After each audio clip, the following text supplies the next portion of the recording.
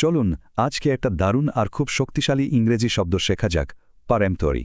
শব্দটা সহজে বোঝার জন্য চলেন একটা ছোট্ট গল্প দিয়ে শুরু করি। ভাবুন তো, আপনার ম্যানেজার অফিসে ঢুকলেন আর তার মুখটা বেশ গম্ভীর।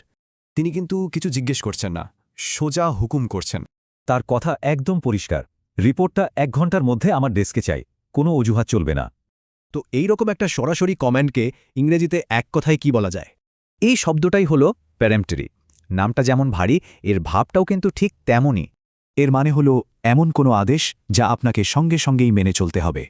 এটা কোনো অনুরোধ না, এটা এমন একটা নির্দেশ যার ওপর আর কোনো কথাই চলবে না। আচ্ছা, এবার দেখা যাক বাস্তবে এই শব্দটা আমরা কোথায় ব্যবহার করতে পারি। প্রথমে আসি আইন আদালতের কথায়। যেমন ধরেন একটা কোর্টরুমে।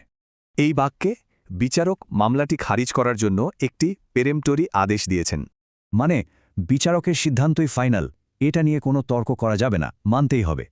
এবার চলুন দেখি বিজনেস বা অফিসের ক্ষেত্রে এর ব্যবহার কেমন হয়। এখানে বলা হচ্ছে সিইওর প্রেমচরি সিদ্ধান্তের ফলে আলোচনার আর কোনো সুযোগই ছিল না। তার মানে সিইও যে সিদ্ধান্ত নিয়েছেন সেটাই চূড়ান্ত, টিমের মতামত দেওয়ার সুযোগ নেই।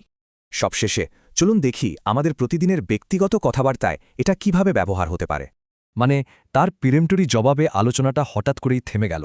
এই ধরনের জবাবে বোঝা যায় যে অপরজন আর কথা বাড়াতে চান না, বেশ একটা কর্তৃত্বের ভাব। তো এত কিছুর পর শব্দটা মনে রাখবেন কিভাবে? চলেন আমাদের প্রথম গল্পটাতে ফিরে যাই। গল্পের ওই ম্যানেজারের কথা ভাবুন। তার যে হুকুম, যেখানে কোনো প্রশ্ন চলে না, সেটাই হলো পেরেম্পটরি। এই অনুভূতিটা মনে রাখলেই দেখবেন পেরেম্পটরি শব্দটা আর কখনো ভুলবেন না।